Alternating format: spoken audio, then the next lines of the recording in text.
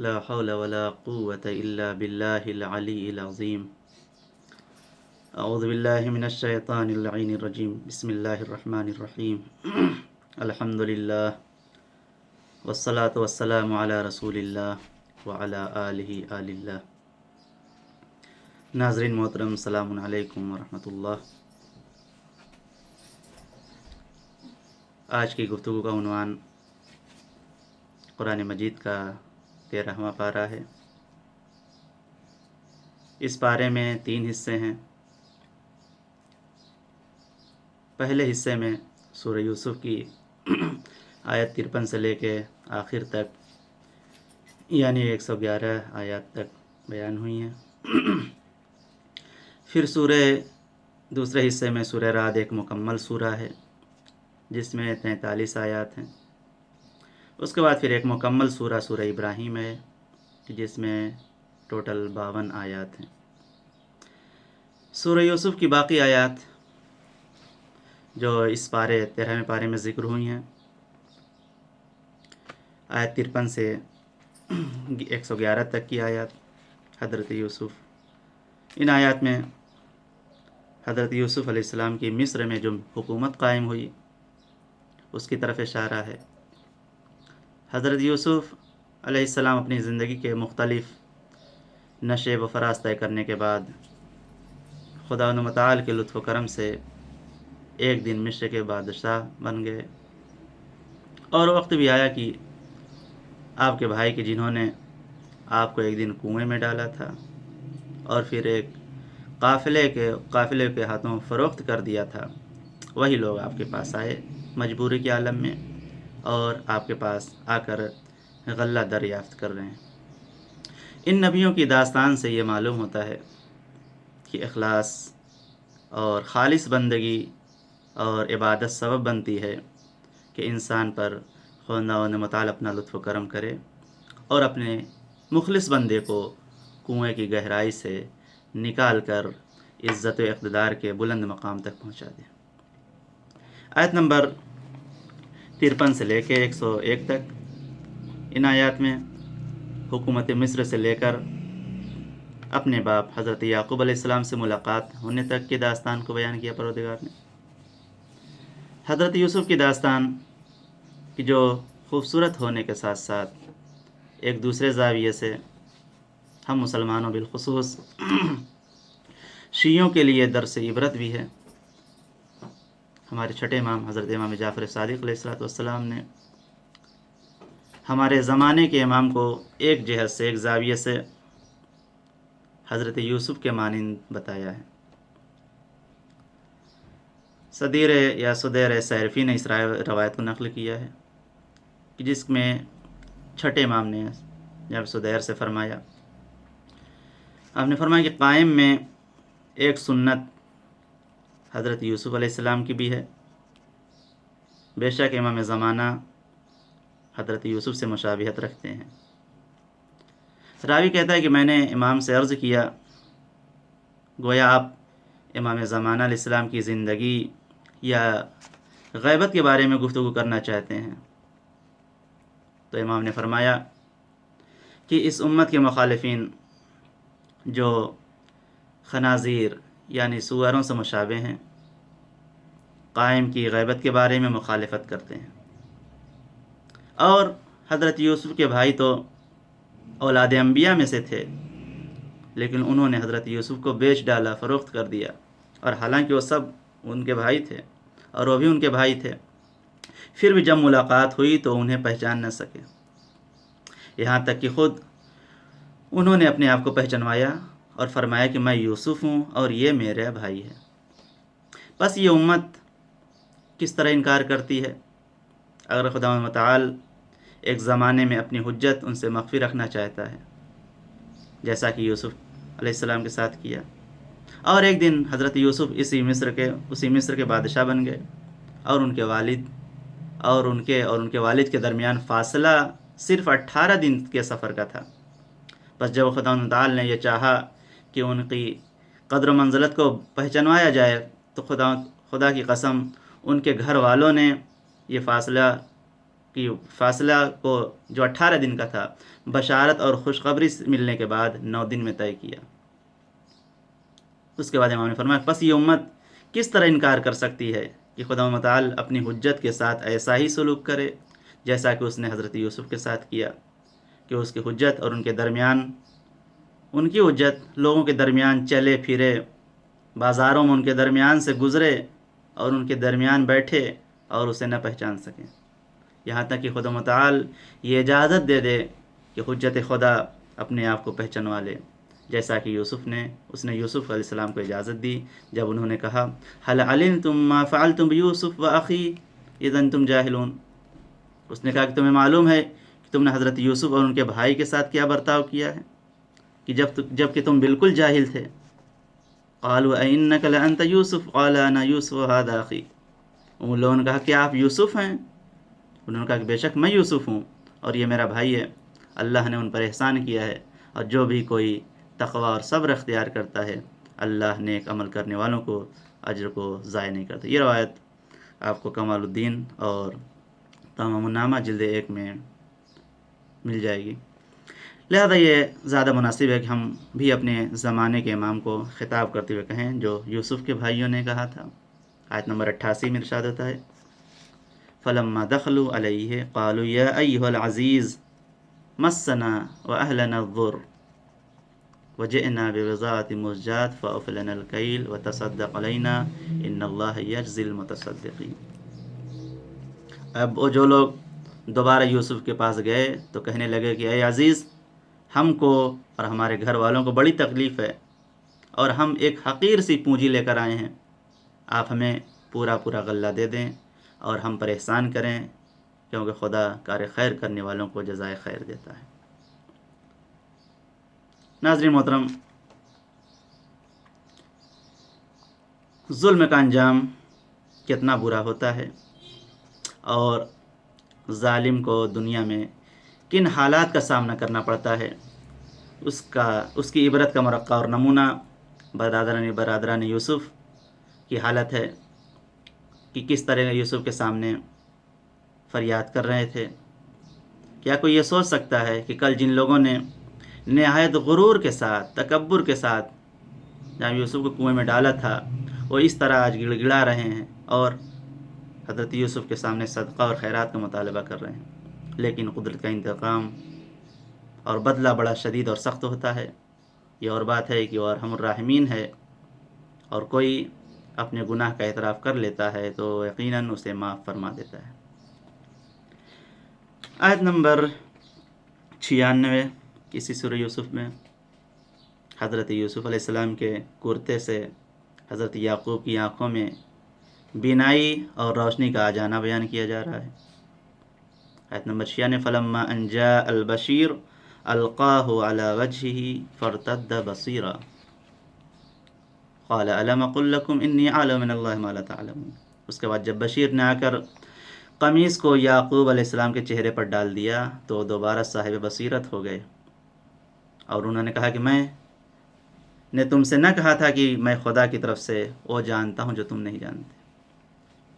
اس آیت سے یہ بات واضح ہو جاتی ہے کہ اللہ کی عنایت سے کسی لباس یا کسی ایسی چیز کے ذریعے شفا پا جانا جو خدا کے کسی خاص بندے سے منسوب ہو، یہ ایک ایسی حقیقت ہے کہ جسا قرآن نے واضح لفظوں میں اعلان کیا ہے، لیکن آج وہابی صفت افراد اسی کو شرک، کفر یا خرافات کا نام دیتے ہیں اور قرآن کی اس آیت کو نظر انداز کر دیتے ہیں۔ اس سورہ کے آخر میں یعنی آیت 102 سے لے کے 111 تک کی آیات میں دوسرے نکات کے علاوہ حضرت یوسف کی داستان کے نتیجے کو پروردگار عالم نے بیان کیا۔ آیت نمبر 106،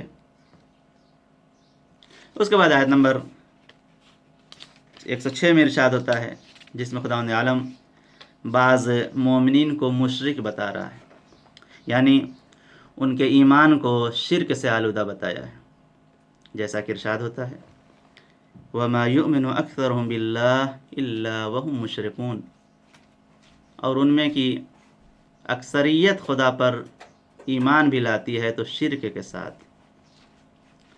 بعض روایات کی بنا پر ایمان کے ساتھ جمع ہو جانے والے شرک کا نام ریاکاری ہے، جو شرک خفی کا درجہ رکھتا ہے۔ ہمارے چھٹے امام حضرت امام جعفر صادق علیہ السلام سے اس آیت کے بارے میں سوال ہوا تو آپ نے فرمایا یطیع الشیطان من حیث لا یعلم فیشرک، مطلب یہ کہ انسان شیطان کی نادانستہ طور پر انجانے میں پیروی کرتا ہے، اتباع کرتا ہے، اور پھر اس کام سے اس کو خداوند عالم کا شریک بنا لیتا ہے۔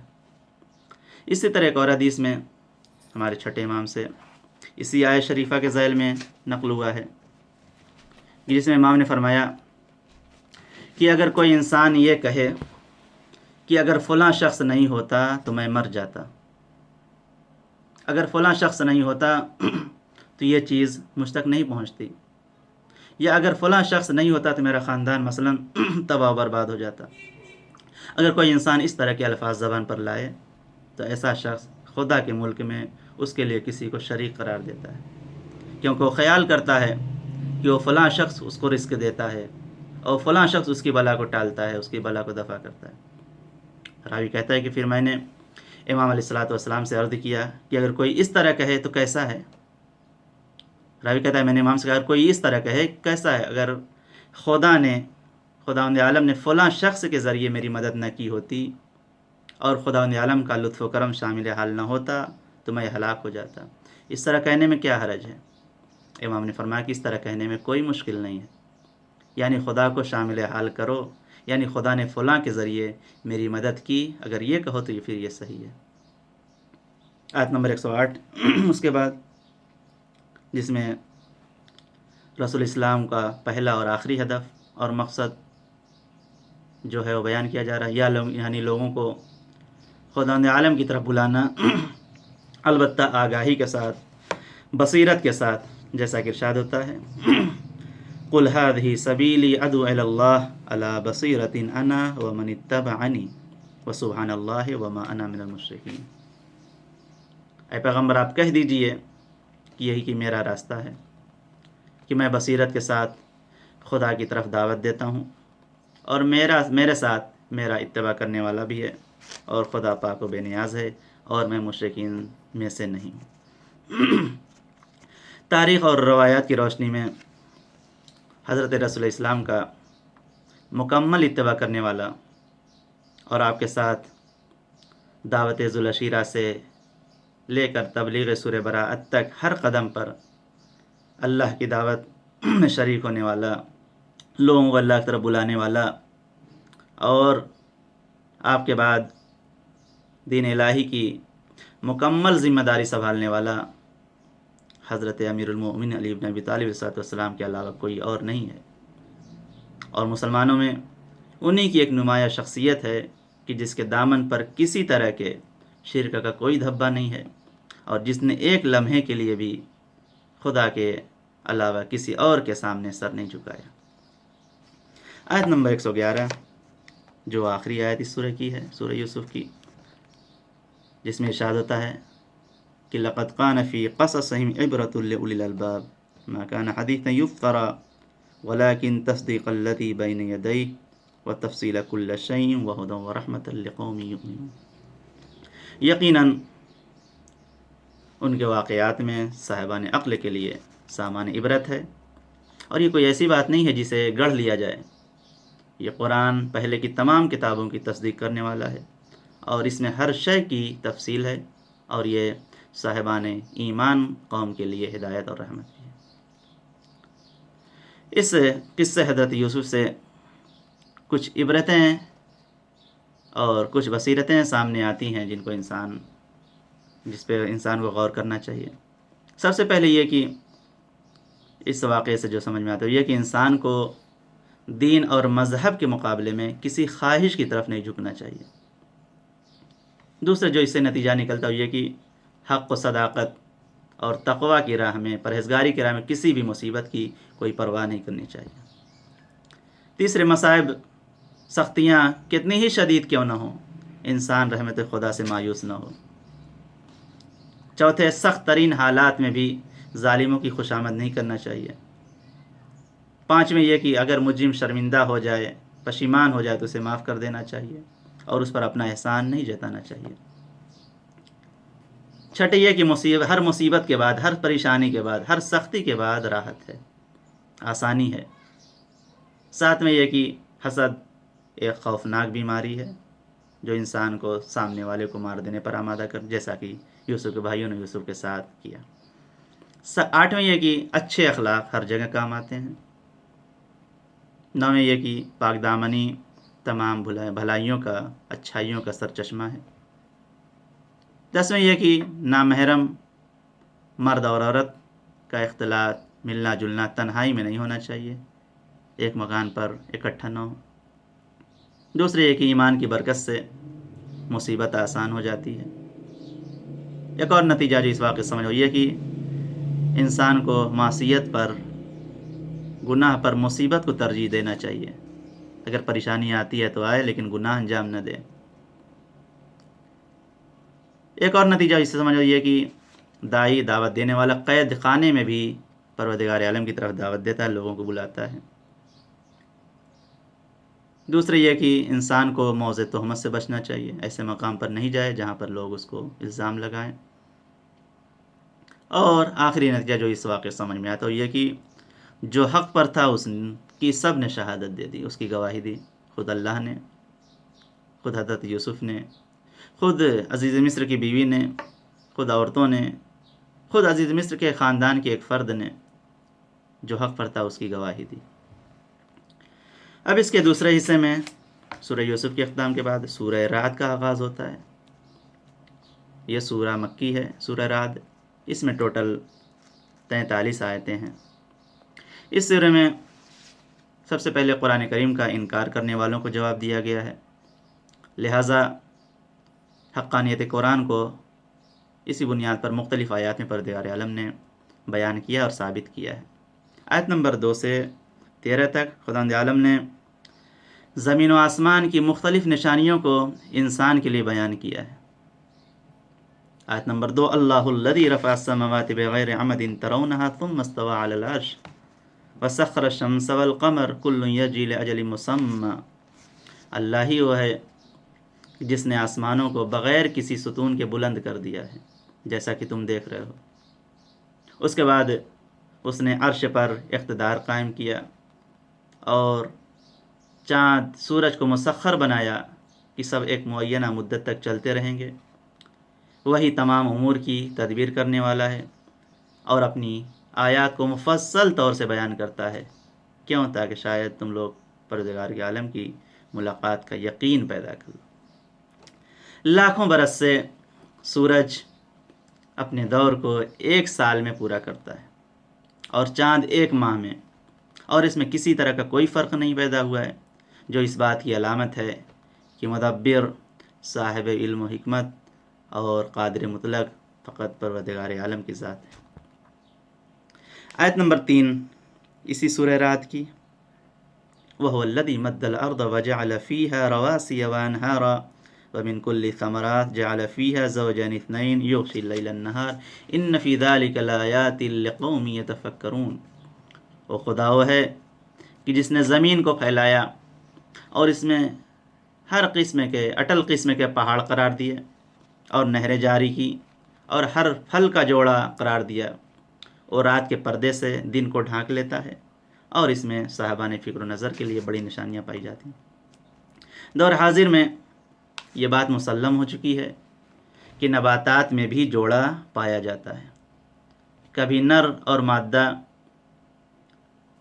مادہ یہ دونوں ایک ہی درخت میں ہوتے ہیں، اور کبھی خرمے کی طرح الگ الگ ہوتے ہیں، اور ایک کا مادہ دوسرے کی طرف ہواؤں یا پرندوں کے ذریعے منتقل ہوتا ہے، اور اس میں کوئی غلطی یا اشتباہ بھی نہیں ہوتا ہے، جو خالق حکیم کے کمال حکمت کی ایک علامت ہے۔ پھر آیت نمبر 4 میں پھر قدرت خدا اور اس کے دلائل کو بیان کیا جا رہا ہے۔ وَفِي الْأَرْضِ قِطَعٌ مُتَجَاوِرَاتٌ وَجَنَّاتٌ مِّنْ أَعْنَابٍ وَزَرْعٌ وَنَخِيلٌ صِنْوَانٌ وَغَيْرُ صِنْوَانٍ يُسْقَىٰ بِمَاءٍ وَاحِدٍ وَنُفَضِّلُ بَعْضَهَا عَلَىٰ بَعْضٍ فِي الْأُكُلِ۔ اور زمین کے متعدد ٹکڑے آپس میں ایک دوسرے سے ملے ہوئے ہیں، اور انگور کے باغات ہیں اور زراعت ہے اور کھجوریں ہیں، اور جن میں بعض 2 شاخ کی ہیں اور بعض 1 شاخ کی ہیں، اور سب ایک ہی پانی سے سینچے جاتے ہیں، اور ہم نے بعض کو بعض پر کھانے میں ترجیح دی ہے، اور اسی میں صاحبان عقل کے لیے بڑی نشانیاں ہیں۔ ایک زمین میں مختلف قسم کے نباتات، مختلف قسم کے پھل، مختلف چیزیں، اور ایک ہی دریا میں مختلف قسم کی مچھلیاں اس بات کی علامت ہیں کہ مخلوقات کے پیچھے کوئی ایک مدبر اور صاحب حکمت طاقت ہے جو اس انداز سے کائنات کو چلا رہی ہے، ورنہ ایک ہی حالات میں طرح طرح کی مخلوقات ناممکن سی بات ہے۔ آیت نمبر 13 ارشاد ہو رہا ہے، جس میں بجلی اور گرج کی طرف اشارہ ہے کہ جو اپنی زبان سے خدا عالم کی تسبیح کرتی ہیں اور اس کے منزہ اور بے عیب ہونے کو بیان کرتی ہیں۔ وَيَسَبُّ الرَّعْدُ بِحَمْدِهِ وَالْمَلَائِكَةُ مِنْ خِيفَتِهِ وَيُرْسِلُ الصَّوَاعِقَ فَيُصِيبُ بِهَا مَن يَشَاءُ وَهُمْ يُجَادِلُونَ فِي اللَّهِ وَهُوَ شَدِيدُ الْمِحَالِ۔ گرج، بجلی جو آسمان میں کڑکتی ہے، اس کی حمد کی تسبیح کرتی ہے، اور فرشتے اس کے خوف سے حمد و ثنا کرتے ہیں۔ پھر آیت نمبر 19 سے 25 تک اس سورہ رعد میں خداوند عالم صاحبان عقل کی نشانیوں کو بیان کر رہا ہے۔ آیت نمبر الذین یوفون بعہد اللہ ولا ینقضون المیثاق،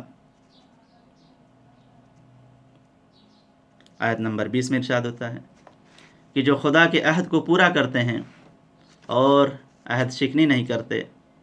والذین یصلون، آیت نمبر 21، والذین یصلون ما امر اللہ به ان یوصل ویخشون ربهم ویخافون سوء الحساب، اور جو ان تعلقات کو قائم رکھتے ہیں جنہیں خدا نے قائم رکھنے کا حکم دیا ہے، اور اس سے ڈرتے رہتے ہیں اور بدترین حساب سے خوفزدہ رہتے ہیں۔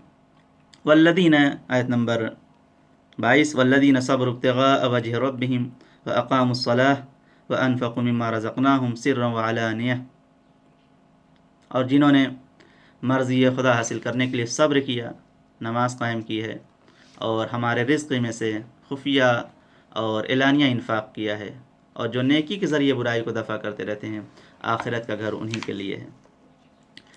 ہمارے چھٹے امام حضرت امام جعفر صادق علیہ السلام سوء حساب کے بارے میں جو آیت نمبر 21 میں آیا لفظ برا حساب، اس کے بارے میں آپ نے حماد ابن عثمان سے فرمایا کہ اتراہم خافوا ان یجور علیہم او یظلمہم لا ولکنہم خافوا الاستقصاء والمداق، کیا تم یہ گمان کرتے ہو کہ لوگ اس وجہ سے ڈرتے ہیں، خوفزدہ ہیں کہ ان کے اوپر ظلم کیا جائے گا یا ان کے ساتھ عدالت سے کام نہیں لیا جائے گا، بلکہ وہ اس لیے ڈرتے ہیں کہ ان کے ساتھ حساب و کتاب میں دقت سے کام لیا جائے گا، اس لیے وہ بدترین حساب سے خوف زدہ رہتے ہیں۔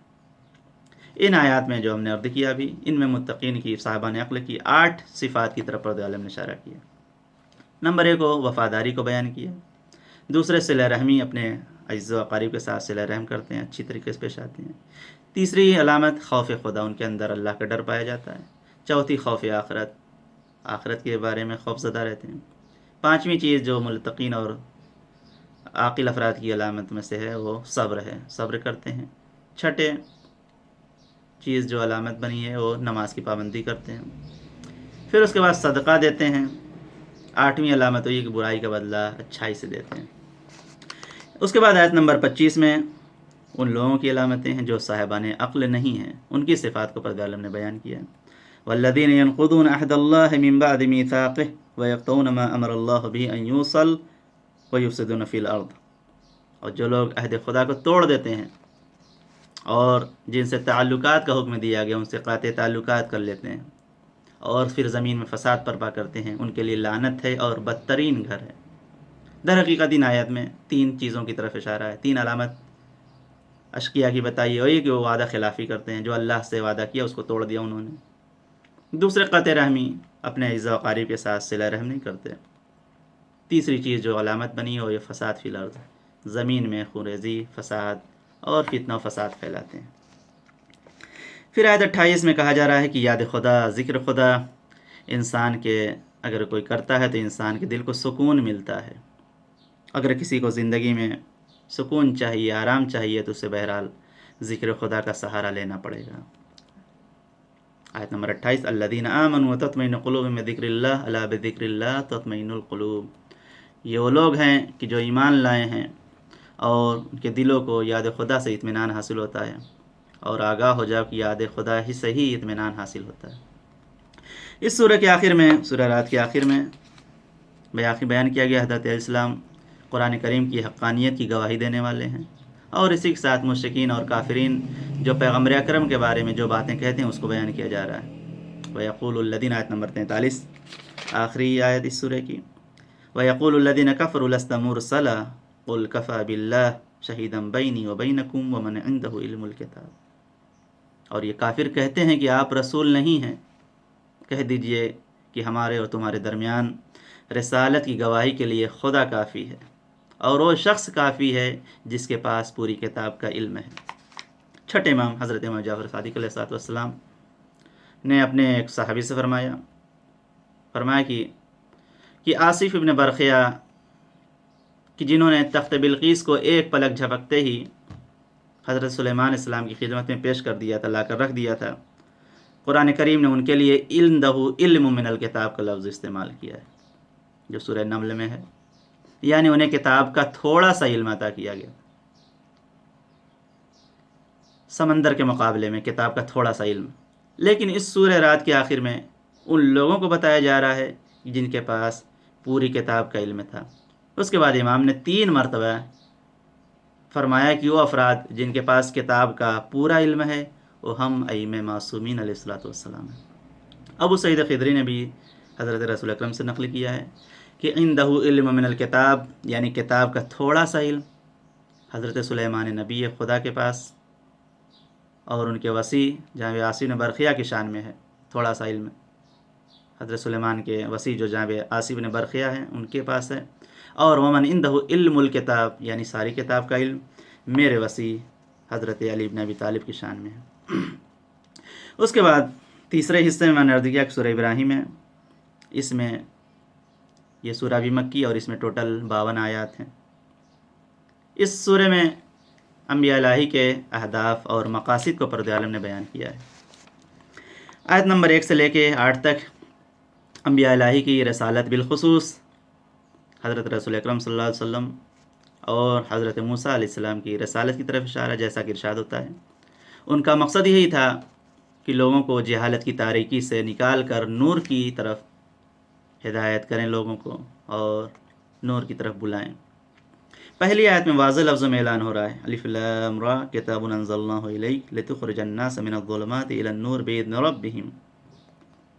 ये किताब है जिसे हमने आपकी तरफ नाजिल किया ताकि आप लोगों को हुक्म खुदा से तारीकियों से निकाल कर नूर की तरफ ले आएँ।